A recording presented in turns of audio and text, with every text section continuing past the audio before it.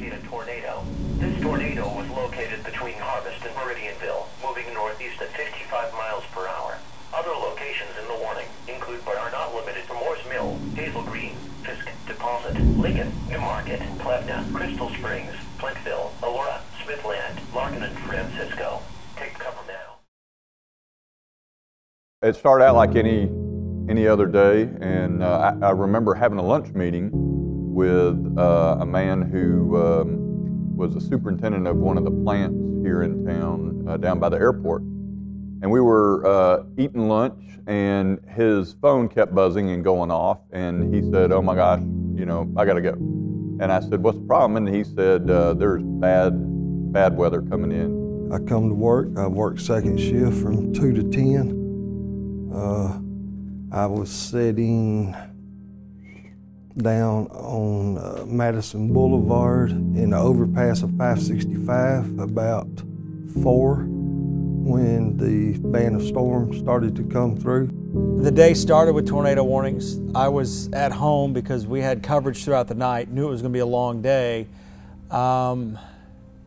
What we ended up doing was I ended up coming in around 9 o'clock in the morning. And so I remember deciding I better come on to the church, and by the time I got to the church, there were about 150 people already here in our storm shelter. So as I just mentioned, the tornado siren is going to sound countywide here in Madison County. But I want to reassure you the threat is in southeastern parts of Madison County. Could threaten Hampton Cove, Owens Crossroads, those areas here over the next 30 minutes.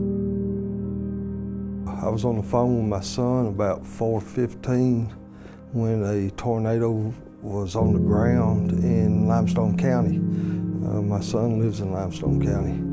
I started hearing some notifications being made, pages being made, and all of a sudden they said, "It appears we've got a tornado on the ground." Storms are very unpredictable. They can change at a moment's notice.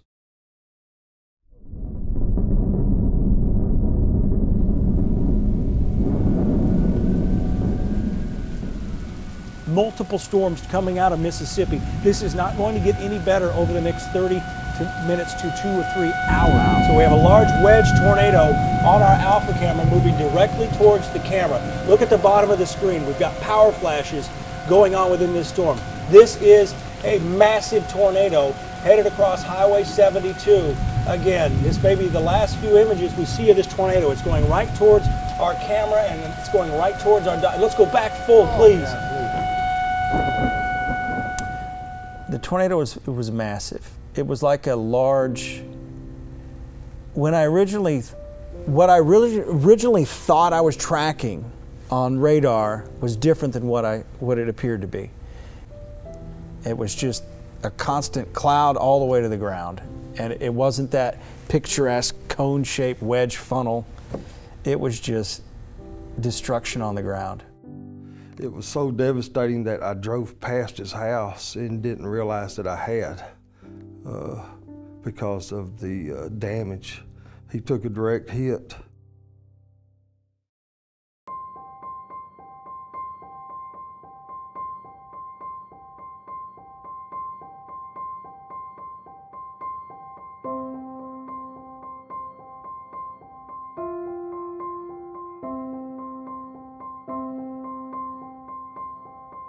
And that's the thing about our community that I witnessed is there was always a hand to help pick those up that needed assistance.